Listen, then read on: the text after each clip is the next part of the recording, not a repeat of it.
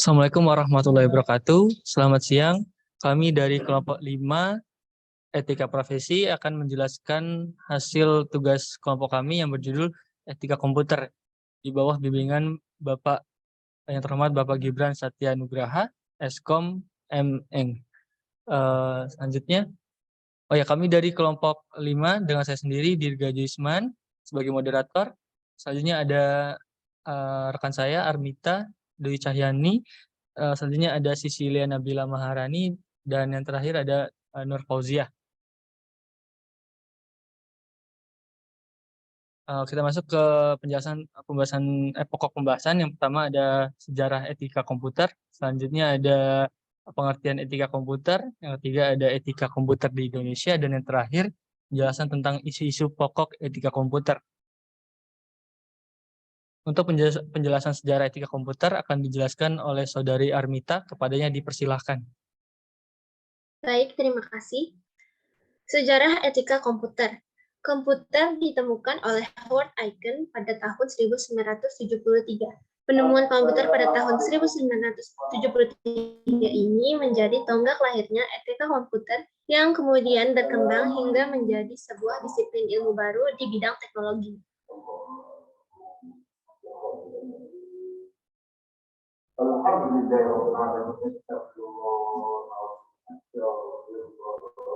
Sejarah etika komputer dibagi menjadi 4 generasi. Yang pertama, era 1940-an, diawali oleh Profesor Norbert Wiener yang mengembangkan suatu meriam anti pesawat dan mampu menembak jatuh pesawat tempur. Hal ini termasuk perkembangan teknologi dari etika. Hasil penelitian PD2 di bidang etika dan teknologi yang memunculkan Cyberetics atau The Science of Information Feedback System. Sistem merupakan cikal bakal dari teknologi informasi atau TI. Pada tahun 1948, adanya buku Cybernetics, Control and Communication in the Animal and the Machine yang artinya teknologi mampu memberikan kebaikan sekaligus malapetaka. Dan tahun 1950, yaitu buku The Human Use of Human Beings, yaitu tentang beberapa bagian pokok hidup manusia, prinsip hukum, dan etika di bidang komputer. Selanjutnya generasi 2 pada era 1960-an. Meningkatnya jumlah penggunaan komputer pada era tersebut membuat Tom Parker dari SRI International Menlo Park, California, melakukan berbagai penelitian terhadap penggunaan komputer secara ilegal. Menurut Parker, kejahatan komputer terjadi karena kebanyakan orang mengabaikan etika dalam penggunaan komputer. Pemikiran Parker menjadi pelopor kode etik profesional di bidang komputer atau kode etik profesional.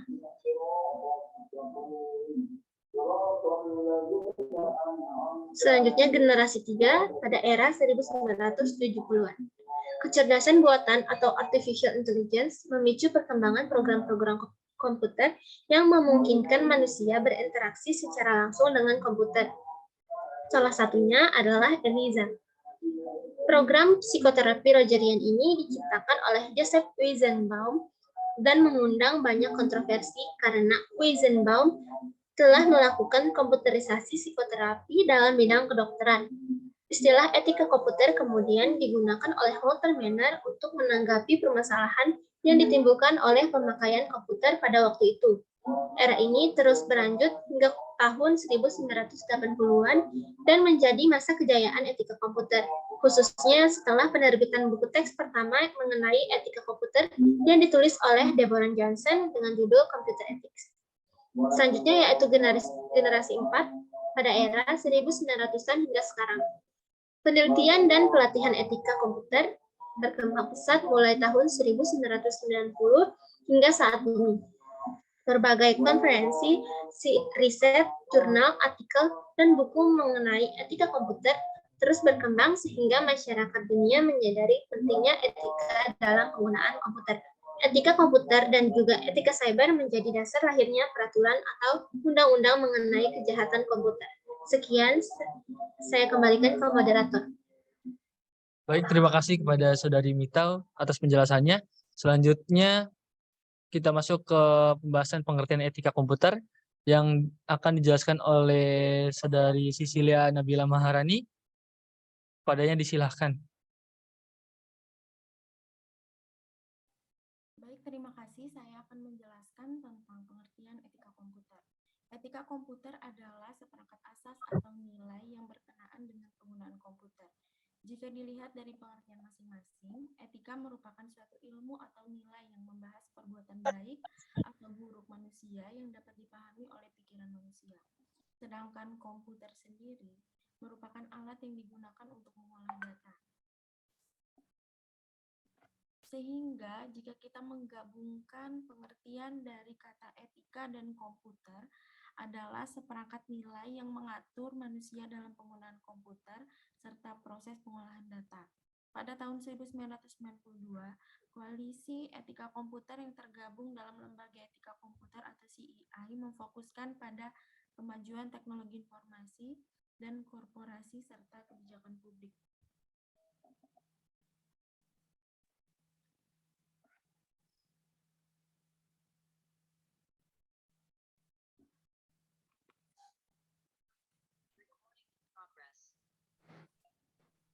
Selanjutnya ada 10 perintah etika komputer dari Institut Etika Komputer, yaitu yang pertama, jangan menggunakan komputer untuk membahayakan orang. 2, jangan mencampuri pekerjaan komputer orang lain. 3, jangan mengintip file orang lain. 4, jangan menggunakan komputer untuk mencuri. 5, jangan menggunakan komputer untuk bersaksi dusta. 6, jangan menggunakan komputer menyalin perangkat lunak yang belum kamu bayar. 7, jangan menggunakan sumber daya komputer orang lain tanpa otoritas. 8, jangan mengambil hasil intelektual orang lain untuk diri kamu sendiri. 9, pikirkanlah mengenai akibat sosial dari program yang kamu tulis. 10, harus selalu menggunakan komputer dengan cara yang menjamin pertimbangan dan penghargaan terhadap sesama manusia atau pengguna komputer. Baik, terima kasih. Saya kembalikan ke moderator. Ya, baik, terima kasih kepada Saudari Sisila Nabila Marani atas penjelasannya. Selanjutnya kita masuk ke pembahasan etika komputer di Indonesia. Izinkan saya untuk menjelaskan bagaimana etika komputer yang ada di Indonesia. Jadi negara Indonesia tidak lepas dari perkembangan teknologi komputer. Bahkan Indonesia tidak mau ketinggalan dalam pengembangan etika di bidang tersebut. Mengadopsi pemikiran-pemikiran dunia di atas, etika di bidang komputer berkembang menjadi kurikulum yang wajib dilakukan oleh hampir semua perguruan tinggi di bidang komputer di Indonesia. Selain itu, tingginya penggunaan komputer di Indonesia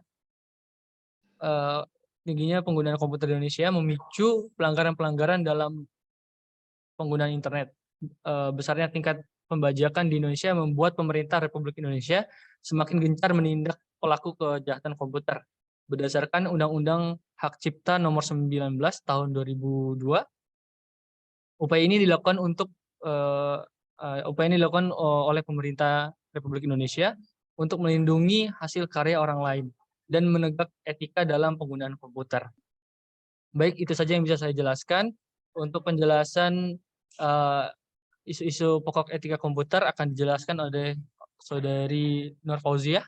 Kepadanya disilahkan. Baik, terima kasih kepada moderator. Di sini saya akan menjelaskan terkait isu-isu pokok dari etika komputer. Dari perkembangan yang telah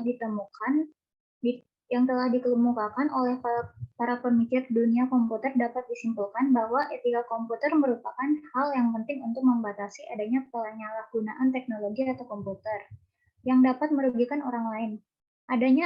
Dengan adanya etika komputer, segala kegiatan yang dilakukan dalam dunia komputer memiliki aturan-aturan atau nilai yang mempunyai dasar ilmu yang jelas dan dapat dipertanggungjawabkan. Sehingga etika komputer dapat membatasi apa saja yang boleh dilakukan dan apa saja yang menjadi pelanggaran dalam penggunaan komputer.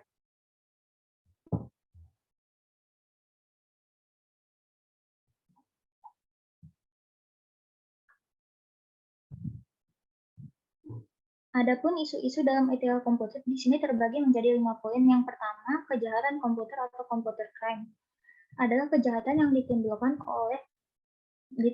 karena penggunaan komputer secara ilegal. Kejahatan komputer terus berkembang seiring dengan kemajuan teknologi komputer saat ini.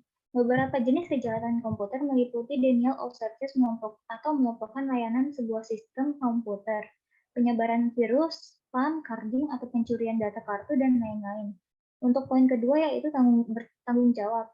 Berkembangnya teknologi komputer telah membuka lapangan kerja baru seperti programmer, teknisi mesin, komputer, desainer grafis, dan lain-lain. Para pekerja memiliki interaksi yang sangat tinggi dengan komputer sehingga diperlukan pemahaman mendalam mengenai etika komputer dan tanggung jawab profesi yang berlaku.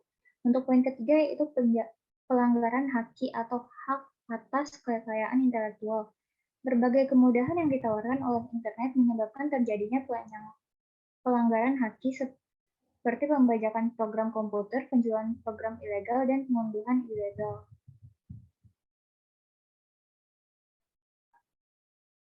Selanjutnya, poin keempat yaitu e-commerce. Berkembangnya penggunaan internet di dunia berpengaruh terhadap kondisi ekonomi dan perdagangan negara.